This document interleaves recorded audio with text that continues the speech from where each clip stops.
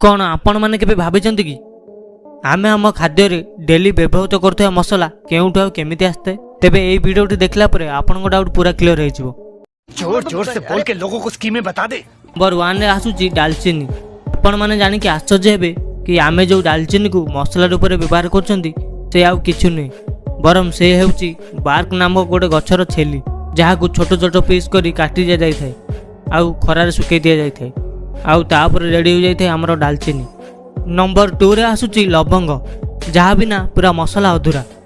आपण माने जानि कि आश्चर्य हेबे कि या हेउची गोटे गछर अपुटा फूल जार उत्पादन तमिलनाडु रे अधिक परिमाण में करा जाय थाए। नंबर 3 रे आसुची सुखिला लंका जार उत्पादन आंध्र प्रदेश रे अधिक परिमाण में होता है। नंबर 4 रे आसुची गुजराती जहाँ कि गोटे गछर फल अटे आउ यार उत्पादन केरल रे अधिक मात्रा रे होता है। नंबर 5 रे आसुची केसर। हुए तो आपण मान भितर बहुत कम लोक यह जानिथिबे कि केसर होची गोटे फूलर अंश जार गोटे केजी दाम 3 लाख टंकार भी अधिक होता है आउ यह काश्मीर रे अत्यधिक मात्रा रे उत्पादन करा जाय थाए।